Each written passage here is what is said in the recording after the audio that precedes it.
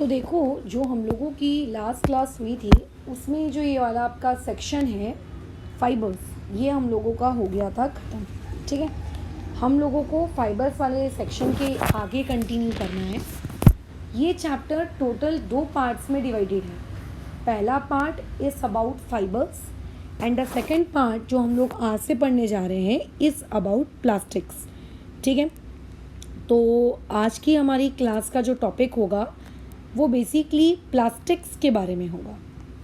अब देखो, प्लास्टिक ये तुम्हारे लिए कोई नया शब्द नहीं है। आप मार्केट जाते हो, आप कभी फ्रूट्स खरीदते हो, सब्जी खरीदते हो, कोई भी सामान खरीदते हो, दुकान वाले आपको उस सामान को एक पॉलीथीन बैग में पैक करके दे देते हैं। यूजुअली दैट पन्नी इज़ नोन एज प्लास्टिक। ठीक है, वैसे ये करना गलत है, आपको नहीं करना चाहिए। If you are going to market और आपको पता है कि आप इतनी क्वांटिटी ऑफ चीज़ खरीदोगे जो आप अपने हाथों से हैंडल नहीं कर सकते, है ना, अपने छोटे से पर्स में नहीं रख सकते, अपनी जेबों में नहीं भर सकते, अपनी गाड़ी की डिग्गी में नहीं डाल सकते, so you should carry a cloth bag. आपको क्लॉथ बैग रखना चाहिए। तो किसी भी प्रकार के पन्नी का उपयोग करना, ठीक है, वो गलत है। तो कोशिश करना कि आगे से जब भी कोई सामान खरीदो और दुकानदार तुम्हें फॉर कैरिंग इट आपको अगर पन्नी दे, then you should reject it. ठीक है, उसे क्यों रिजेक्ट करना है, ठीक है, ये हम लोग इस चैप्टर में पढ़ेंगे कि आखिर क्या रीज़न है जिसको मैं रिजेक्ट करने के लिए कह रही हूँ। बट प्लास्टिक्स आपने वहाँ पे देखा है। आपके घरों में एक चेयर होगी, है ना, यूजुअली इंडिया में राजकमल, नीलकमल, आई थिंक ये बहुत ही फेमस, राजकमल नहीं, नीलकमल, आई थिंक ये बहुत ही फेमस ब्रांड है चेयर का। और भी अदर ब्रांड्स होंगे बट ये भी प्लास्टिक है ना। घरों में जो आप कंटेनर्स होते हैं, पहले के ज़माने में लोग स्टील के, जर्मेनियम के कंटेनर्स यूज़ किया करते थे फॉर स्टोरिंग फूड ग्रेन्स और any other food item. Now they are using plastic because जितने में एक स्टील कंटेनर आएगा उतने में तो बाप रे 15 से 20 प्लास्टिक कंटेनर आ जाएंगे, as well as attractive looks, light weighted, है ना, अंडे की ट्रे, दवाइयों की शीशियाँ, शैम्पू की बॉटल्स, राइट, और भी ऐसी अनगिनत चीज़ें हैं जिससे आप सराउंडेड हो। और ये सारी की सारी चीज़ें किससे बनी हुई हैं? प्लास्टिक से बनी हुई हैं। तो प्लास्टिक और फाइबर, ये दोनों चीज़ों को इस चैप्टर में इसीलिए डाला गया ताकि आप फाइबर्स क्या होते हैं ये पढ़ सकें। ठीक है, और आपको ये पता हो जाए कि प्लास्टिक क्या होता है। अब तुम्हें लगेगा यार हमको तो पता है कि प्लास्टिक क्या होता है, वापस क्यों बता रहे हो? तो देखो, जो आपने पढ़ा था स्टार्टिंग की क्लास में पॉलीमर्स, मैंने फर्स्ट क्लास जो थी उसमें मैंने इंट्रोडक्शन वाले वीडियो में मैंने पॉलीमर्स के बारे में बताया था। किसके बारे में बताया था मैंने? पॉलीमर्स के बारे में। तो वैसे ही आप लोगों के पास जो प्लास्टिक होता है, ये प्लास्टिक भी आप लोगों का एक टाइप है पॉलीमर का। ठीक है, आप अपने आजू बाजू जितने भी प्लास्टिक देखते हो, सारे प्लास्टिक सेम फॉर्मूले के होंगे या सारे प्लास्टिक सिमिलर होंगे, ऐसा नहीं होता। ठीक है, कहने को वो सब प्लास्टिक्स हैं बट उन लोगों का फॉर्मूला अलग है, उन्हें बनाने का तरीका अलग है, उनके यूजेस अलग है, उनके कैरेक्टरिस्टिक प्रॉपर्टीज़ अलग है। There are difference, there are vast difference, but they are all polymers. वो लेकिन एक चीज़ जो उन सब में कॉमन है वो ये कि ये सबके सब क्या हैं? पॉलीमर्स हैं। और इस चैप्टर की इंट्रोडक्शन वाली क्लास में हम इस बारे में डिस्कशन कर चुके हैं कि what do you mean by the term madam polymers. आखिर पॉलीमर्स का मीनिंग क्या होता है, ये हम लोग इस चैप्टर में जो इंट्रोडक्शन पार्ट था उसमें हमने डिस्कशन किया है। तो जब आप हायर क्लासेस में जाओगे, 12th स्टैंडर्ड की केमिस्ट्री आप पढ़ोगे तो वहाँ पर आपको ये चीज़ देखने को मिलेगी कि मैडम देखिए हम लोग कैसा है पॉलीमर को ये कहते हैं, इतने टाइप के पॉलीमर्स के क्लासिफिकेशन होते हैं, प्लास्टिक को हम इतने टाइप से क्लासीफाई करते हैं। बट राइट नाउ क्योंकि आप 8th क्लास में हो, आप छोटे हो, तो आप लोगों को उतना डिटेल नहीं पढ़ना है ना। तो ऐसे में हम लोगों को अभी जो छोटी सी डिटेल पढ़ना है वो ये पढ़ना है कि किसी भी प्लास्टिक, क्योंकि plastic is what? A kind of polymer, है ना। जैसे अगर मैं कहूँगी लिविंग थिंग, अब लिविंग थिंग में लायन भी आता है, चींटी भी आती है, हाथी भी आता है और तुम भी आते हो। So we are kind of living beings, we are various examples of living beings.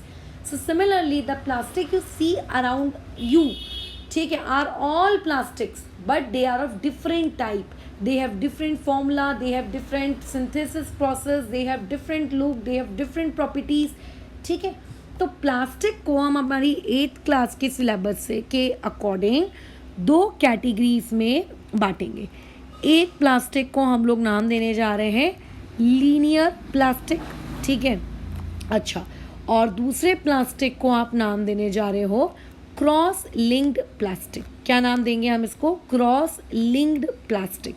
Cross linked plastic बोलूँ या फिर क्रॉस लिंक पॉलीमर बोलूँ, ठीक है. जब आप आगे 12th क्लास की पढ़ाई करोगे तो प्लास्टिक वर्ड आप यूज़ नहीं करते हैं, आप जो वर्ड यूज़ करते हैं वो होता है पॉलीमर. बट क्योंकि आप 8th क्लास में हैं तो खैर आप प्लास्टिक बोलना आप लोगों के लिए अलाउड है, because plastic is a type of what? Polymer. तो प्लास्टिक को हम 2 कैटेगरीज में क्लासीफाई करते हैं. एक होता है लीनियर पॉलीमर और एक होता है cross linked polymer. Madam what do you mean by the term linear, what do you mean by the term आप लोगों का क्रॉस लिंक्ड?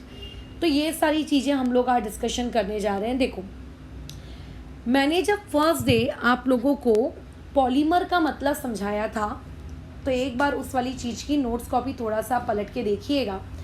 आपको ये मिलेगा कि मैडम लीनियर का मतलब होता है कि बहुत सारी चीज़ें आपस में जुड़ती जा रही हैं, जुड़ती जा रही हैं, जुड़ती जा रही हैं, जुड़ती जा रही हैं, जुड़ती जा रही हैं, है ना, बराबर जुड़ती जा रही है, जुड़ती जा रही है, सीधे सीधे सीधे सीधे सीधे सीधे सीधे सीधे सीधे, ठीक है, सीधे सीधे सीधे सीधे जुड़ती जा रही हैं बस. तो पॉलीमर का मतलब क्या होता है? बहुत सारी छोटी छोटी यूनिट्स को जोड़ना. अगर आपने ये चीज़ को जोड़ने का काम सीधे सीधे सीधे सीधे कर लिया, मतलब आपकी एक यूनिट आपकी दूसरी यूनिट से जुड़ी है, दूसरी यूनिट तीसरी से, तीसरी चौथी से, बस जुड़ते गए जुड़ते गए जुड़ते गए एक चेन के फॉर्म में, तो उसे कहा जाएगा लीनियर पॉलीमर, है ना. अच्छा, अब madam what do you mean by the term cross linked polymer, बताइए. अच्छा, क्रॉस लिंक पॉलीमर या फिर क्रॉस लिंक प्लास्टिक का मतलब है, अगर मान लेते हैं आपके पास एक लीनियर पॉलीमर है, अगर मान लेते हैं आपके पास क्या है, एक लीनियर पॉलीमर है. फॉर एग्जांपल ये लीनियर पॉलीमर नंबर 1 है, ये मान के चलते हैं लीनियर पॉलीमर नंबर 2 है, ठीक है. तो मैंने देखो ये लीनियर पॉलीमर्स को क्या कर दिया? ड्रॉ कर दिया, बराबर. ये मैंने लीनियर पॉलीमर्स को क्या कर दिया है? ड्रॉ कर दिया है, डन. और ऐसे में अगर मेरे पास ये लीनियर पॉलीमर्स हैं और मान लेते हैं एक लीनियर पॉलीमर का मोनोमर, मोनोमर का मतलब क्या होता है हम लोग फर्स्ट क्लास के इंट्रोडक्शन वीडियो में ऑलरेडी स्टडी कर चुके हैं, ठीक है.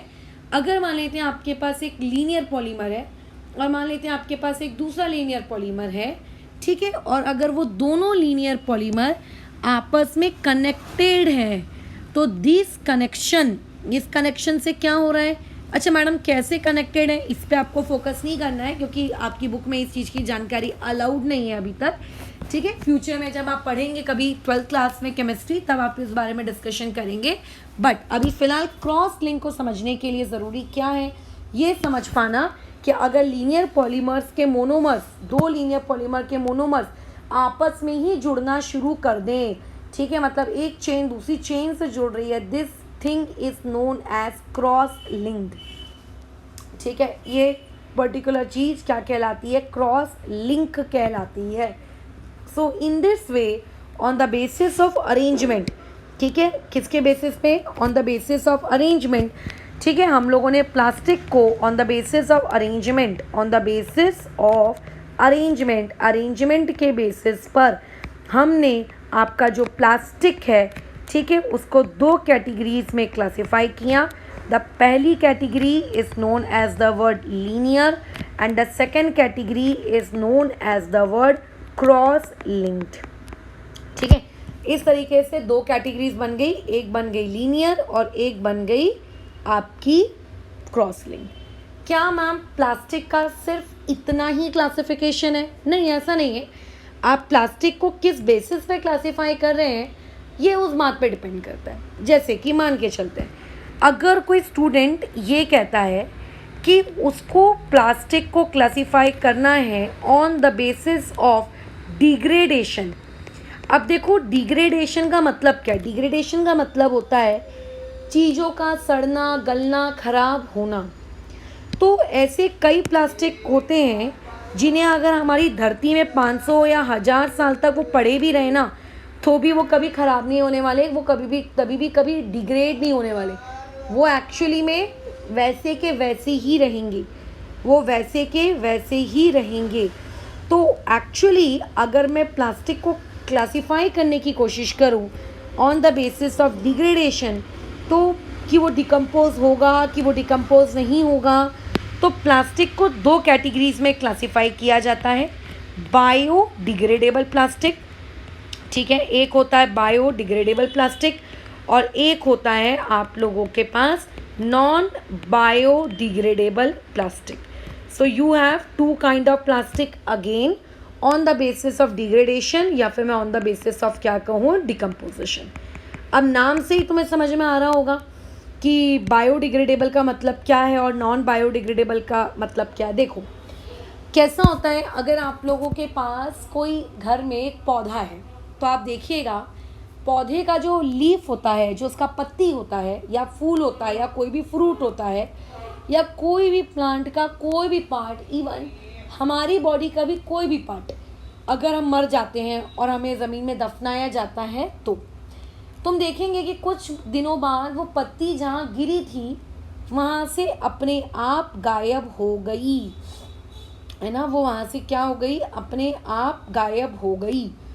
जो फ्रूट गिरा था धीरे धीरे धीरे धीरे सड़ गया, सड़ते सड़ते सड़ते सड़ते वो उस जगह से बोलो क्या हो गया, गायब हो गया, राइट। अच्छा, तो ऐसे में जो नेचुरल चीज़ें होती हैं ना, ये नेचुरल चीज़ें बोलो क्या हो जाती हैं, ये नेचुरल चीज़ें समय के साथ साथ धीरे धीरे गायब हो जाती हैं, डिकम्पोज हो जाती हैं, ठीक है, धीरे धीरे इनका ख़त्म हो जाता है, राइट। अच्छा, तो इसे हम लोग कहते हैं डिकम्पोज होना।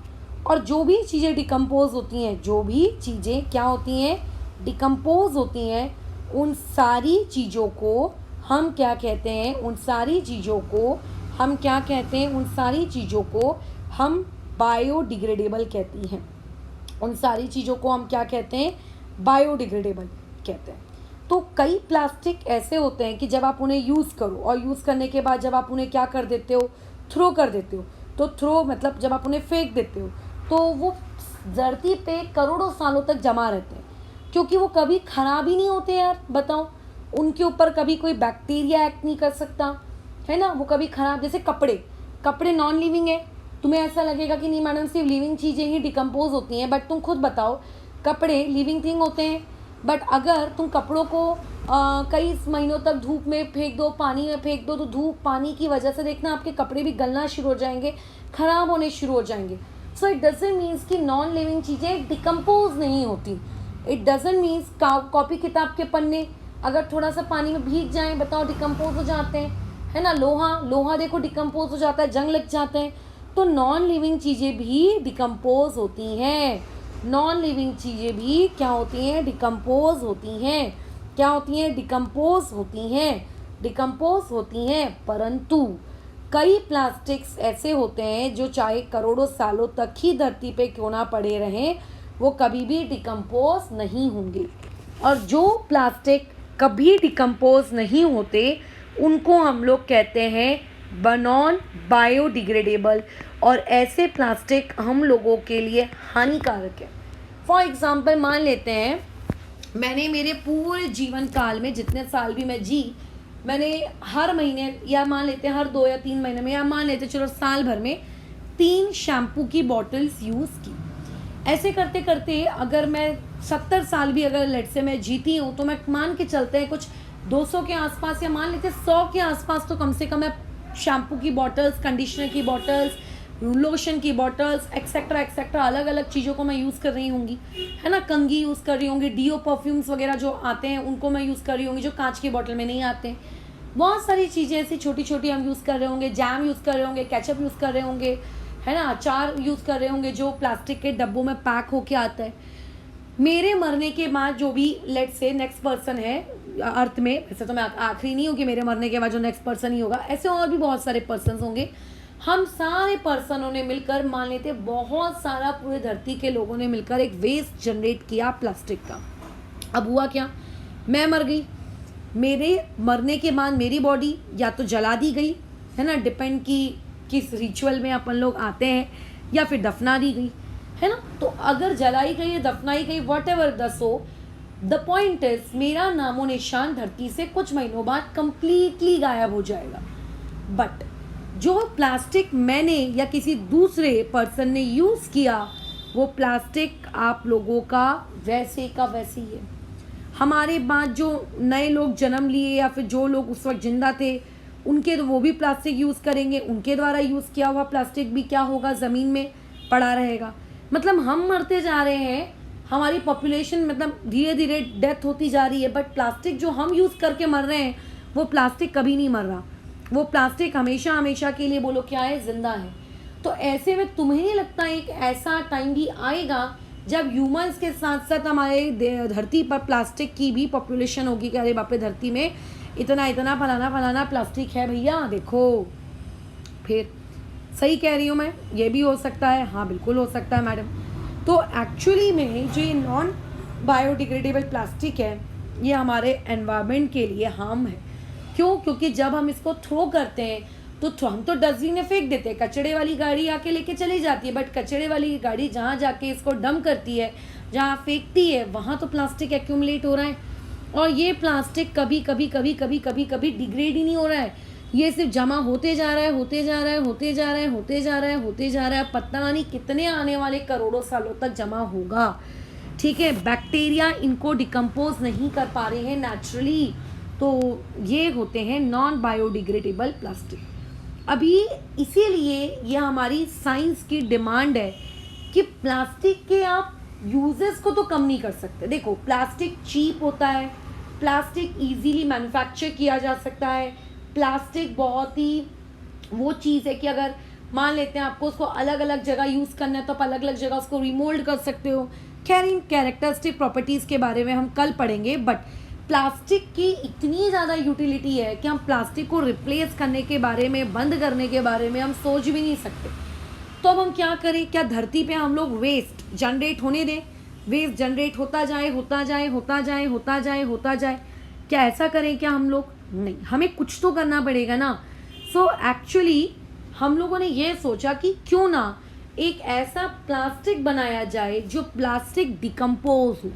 अब कैसे बनाया जा रहा है वो खैर अभी हमारा टॉपिक ऑफ डिस्कशन नहीं है, but the point of discussion है कि काश एक ऐसा प्लास्टिक बनाया जाए जो क्या हो जाए, आप लोगों का मज़े से डिकम्पोज हो जाए। और अगर वो प्लास्टिक डिकम्पोज हो जाएगा तो वो प्लास्टिक कभी हमारी धरती पर वेस्ट प्रोड्यूस नहीं करेगा। और अगर वो प्लास्टिक हमारी धरती पर वेस्ट प्रोड्यूस नहीं करेगा क्योंकि उसको तो डिकम्पोज हो रहा है, तो देखो हमारी धरती में कितनी हरियाली हरियाली रहेगी, कितना अच्छा ही अच्छा रहेगा, है ना। तो एक्चुअली में ऐसे कुछ प्लास्टिक्स बन रहे हैं या कुछ बन भी चुके हैं जो डिकम्पोज हो जाते हैं। ठीक है, डू डिकम्पोज। तो ऐसे प्लास्टिक को हम लोग क्या कहते हैं? Biodegradable plastic. तो आप ऐसा मत सोचना कि प्लास्टिक का क्लासिफिकेशन सिर्फ लीनियर और क्रॉस लिंक्ड है। वो लीनियर और क्रॉस लिंक्ड किसके बेसिस पर है? वो उसके अरेंजमेंट के बेसिस पर है। और जब आप 12th क्लास में जाएंगे ना, तब आपको यही अरेंजमेंट, ठीक है, आपको यही अरेंजमेंट जो है और डिटेल में पढ़ने को मिलेगा। यही अरेंजमेंट आपको क्या है और डिटेल में पढ़ने को मिलेगा। बट अभी आप लोगों को सिर्फ on the basis of arrangement इतना याद रखना है। बोलो क्या? कि ये वाली जो चीज़ है आप लोगों की कैसी है बताओ? ये वाली चीज़ आप लोगों की क्रॉस लिंक्ड है और ये वाली चीज़ आप लोगों की कैसी है? ये वाली चीज़ आप लोगों की लीनियर। लेकिन अगर मैं उसको on the basis of decomposition करवा दूँ तो on the basis of decomposition ये चीज़ कितनी कैटेगरीज में क्लासीफाई हो जाएगी बताओ? ये चीज़ आपकी टोटल कितनी कैटेगरीज में क्लासीफाई हो जाएगी? ये चीज़ टोटल आपकी 2 कैटेगरीज में क्लासीफाई हो जाएगी, बायोडिग्रेडेबल एंड नॉन बायोडिग्रेडेबल। ठीक है, किस में क्लासीफाई हो जाएगी? आपकी बायोडिग्रेडेबल और एक हो जाएगा आप लोगों का नॉन बायोडिग्रेडेबल। ठीक है, चलो और आते हैं। एक और क्लासिफिकेशन है आपकी 8th क्लास की बुक में, उस पर भी हम लोग बातचीत कर लेते हैं। क्या है मैडम वो क्लासिफिकेशन? क्लासिफिकेशन कुछ इस प्रकार से है कि on the basis of property.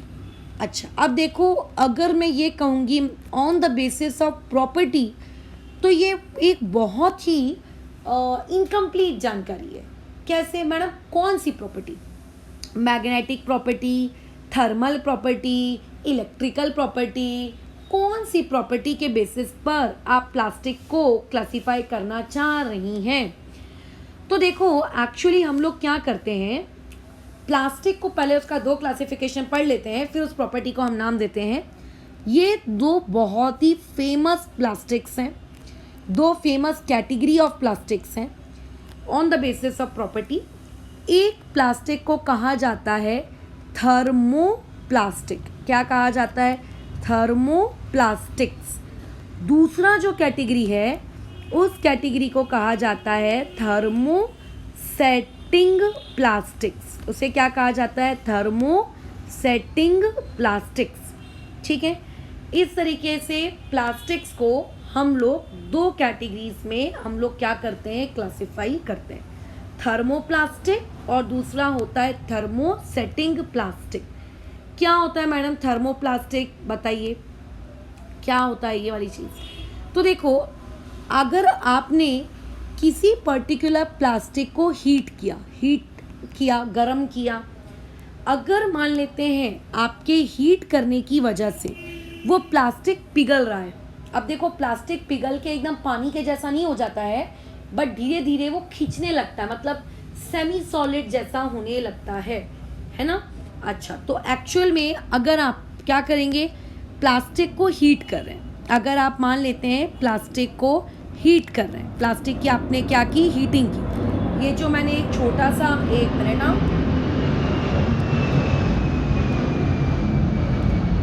बहुत ही हमारे बाजू से गया है एरोप्लेन। ठीक है, खैर आगे बढ़ते हैं। मैंने अगर प्लास्टिक की हीटिंग की और प्लास्टिक हीट करने के बाद क्या हो गया, हल्का हल्का सा मेल्ट हो रहा है। अब मेल्ट होने के बाद अब देखो, अगर कोई भी चीज़ मेल्ट हो जाती है तो मेल्ट हो जाने के बाद आपको जो शेप पसंद है आप उस शेप में उसको डाल दीजिए, आपके पास एक नया शेप का प्लास्टिक बन जाएगा। तो अगर आप प्लास्टिक को हीट कर पाएँ और हीट करने के बाद अगर वो मेल्ट होकर आप उसकी न्यू शेप दे पाएँ, तो न्यू शेप मतलब जो भी आपको शेप चाहिए, अगर आपको हार्ट चाहिए तो हार्ट शेप बना लीजिए, दिल चाहिए, सर्कल चाहिए तो सर्कल शेप बना लीजिए, बाल्टी चाहिए तो बाल्टी बना लीजिए। तो ऐसे प्लास्टिक को हम लोग कहते हैं थर्मोप्लास्टिक। ठीक है, ऐसे हम लोगों को क्या कहते हैं? थर्मोप्लास्टिक। और ऐसे भी कई प्लास्टिक होते हैं जो एक्चुअली में अगर आपने उनको हीट किया तो वो हीट करने पे बिल्कुल भी नहीं पिघलते, और अगर वो बिल्कुल भी नहीं पिघलते तो आप उनको कभी भी नई शेप नहीं दे सकते। कैनॉट गिव न्यू शेप, आप उनको नई शेप नहीं दे सकते। और अगर आप उनको नई शेप नहीं दे सकते तो ऐसे प्लास्टिक कहलाते हैं थर्मोसेटिक प्लास्टिक। तुम्हारी एनसीईआरटी में इसको लिखा है थर्मोसेटिंग प्लास्टिक, मतलब थर्मोसेटिंग वर्ड वहाँ पे यूज़ किया, ING, है ना। बट अब मैं क्या कहूँ, छोड़ो। थर्मोसेटिंग प्लास्टिक, तो ये 2 कैटेगरी के प्लास्टिक हैं। तो मैडम ये तो कितना अच्छा है ना कि कोई प्लास्टिक मेल्ट ही नहीं हो रहा, कितनी अच्छी बात है। देखो, ये अच्छी बात है, जैसे कि तुम्हारे घर में इलेक्ट्रिकल स्विचेस है जिसको टिप टिप करके हम लोग लाइट ऑन करते हैं, पंखा ऑन करते हैं, बाकी इलेक्ट्रिकल गैजेट्स ऑन करते हैं। तो ये अच्छी बात है कि वो मेल्ट नहीं होते। कल को मान लेते हैं घर में शॉर्ट सर्किट हो गया, आग लग गई या कोई भी ऐसी अनहोनी हो गई तो आग पकड़ ली, तो वो प्लास्टिक मेल्ट नहीं होगा, तो ये अच्छी बात है। बट अगर मान के चलिए वो स्विच टूट गया, या फिर आपका मन कर रहा है कि अभी मार्केट में ना अच्छे वाले नए वाले अट्रैक्टिव डिज़ाइनर स्विचेस आए हैं, वाईफाई वाले स्विचेस आए हैं, वो लेकर आऊँगा, हैवेल्स कंपनी ने नया वाला स्विच लॉन्च किया है, मैं वो लेकर आऊँगा। तो ऐसे में क्या हो जाएगा, आप अपने घर के पुराने स्विचेस को रिप्लेस कर देंगे। सही कह रहे हैं। तो पुराने स्विच का क्या होगा, फेंक देंगे डस्टबिन में, और उस डस्टबिन में फेंके हुए स्विच का क्या होगा, वो कहीं और जाके डंप हो जाएगा। डंप हो जाने के बाद क्या होगा, अगर कभी उसको किसी फैक्ट्री में लेकर भी जाया जाता है कि चलो इसको मेल्ट करके इससे कुछ नया बना लें, तो कोई मतलब का नहीं है यार, क्योंकि वो मेल्ट ही नहीं होगा, इसका मतलब आपके द्वारा फेंका हुआ वो घर के अंदर का प्लास्टिक स्विच हमेशा हमेशा के लिए धरती पर अमर हो गया, जीवित रह गया। आप उसको ना तो मार पा रहे हो, ना ही आप उसकी शेप चेंज कर पा रहे हो। अब क्योंकि वो आपके कोई काम का नहीं है, किसी और के भी काम का नहीं है, तो धरती पर वो बस ऐसे ही पड़ा हुआ है, फालतू बेकाम का। तो ऐसे हमारी डे टू डे लाइफ में ऐसे बहुत सारे प्लास्टिक्स होते हैं जो थर्मोसेटिक की कैटेगरी में आते हैं। ऐसे प्लास्टिक्स को कभी भी रिसाइकल नहीं किया जा सकता। क्या नहीं किया जा सकता? Cannot recycle. ठीक है, तो ऐसे कैनॉट रिसाइकल वाले प्लास्टिक्स को हमको यूज़ नहीं करना चाहिए, है ना। ऐसे वाले प्लास्टिक को हमको यूज़ नहीं करना चाहिए। तो कैनॉट रिसाइकल मतलब थर्मोसेटिक, और कैन बी रिसाइकल मतलब थर्मोप्लास्टिक। ठीक है, डन है। अच्छा, इसके दो एग्जाम्पल्स हैं। थर्मोसेटिक में जैसे एक बहुत ही फेमस एग्जाम्पल है बेकलाइट। अच्छा, बेकलाइट के अलावा मेलामिन, ये आप लोगों का एक बहुत ही फेमस थर्मोसेटिक प्लास्टिक है, बराबर, ठीक है। अच्छा, और उसके अलावा और क्या है? और भी होंगे ऐसे बहुत सारे, बट हमें हमारे सिलेबस में ये याद रखना है। थर्मोप्लास्टिक के मैडम कोई एग्जाम्पल्स हैं क्या? थर्मोप्लास्टिक के भी एग्जाम्पल्स हैं। एक होता है पॉलीथीन, ठीक है, और पॉलीथीन को सब जानते हैं, मुझे पॉलीथीन की इंट्रोडक्शन देने की ज़रूरत नहीं है। अच्छा, एक होता है PVC. These are the example of thermoplastics.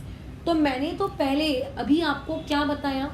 मैंने आपको आज पूरा का पूरा प्लास्टिक का क्लासिफिकेशन बताया, जितना भी हमारी एनसीईआरटी में है ना।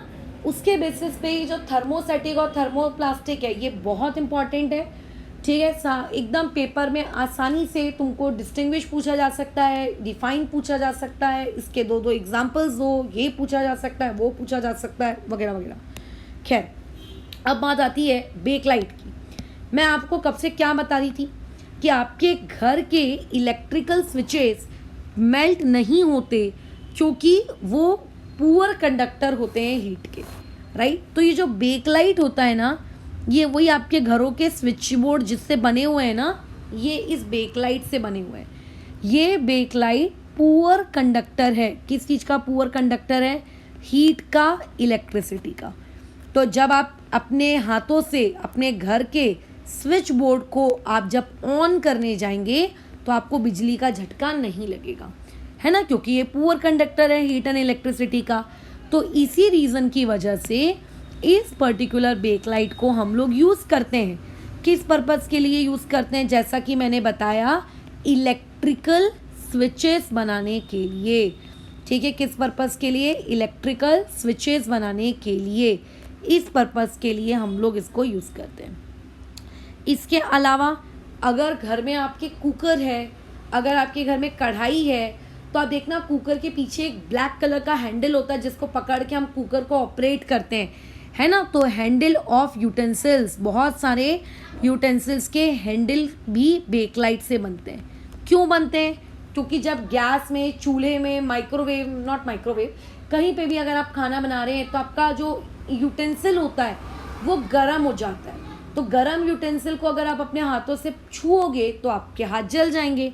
अब क्योंकि बेकलाइट पुअर कंडक्टर होता है हीट का, इसीलिए हम बेकलाइट को यूज़ करते हैं कि चलो बेकलाइट तुम्हें हम यूज़ करते हैं ताकि हम लोगों को झटका ना लगे, हमको दर्द ना हो, फिर, है ना। अच्छा, उसके अलावा जो ये मेलामिन है, इसकी भी कुछ बहुत अच्छी अच्छी बातें हैं। जैसे बेकलाइट की कैरेक्टरिस्टिक प्रॉपर्टी क्या है कि ये पुअर कंडक्टर है हीट एंड इलेक्ट्रिसिटी का। वैसे ही ये जो मेलामिन है, इस मेलामिन की भी कुछ इम्पॉर्टेंट प्रॉपर्टी है कि ये फायर रेजिस्टेंट है, ठीक है, यानी कि आग नहीं पकड़ेगा, आग नहीं पकड़ेगा चाहे जो हो जाए, है ना। अच्छा, उसके बाद हाई हीट टॉलरेंस कैपेसिटी, जल्दी गर्म नहीं होगा, ठीक है, हाई हीट टॉलरेंस कैपेसिटी, ठीक है। इसकी हीट टॉलरेंस कैपेसिटी क्या है? बहुत ही ज़्यादा, यानी कि अगर आप इसको किसी गर्म चीज़ में अगर आप इसको यूज़ कर रहे हो तो ये जल्दी गर्म नहीं होगा।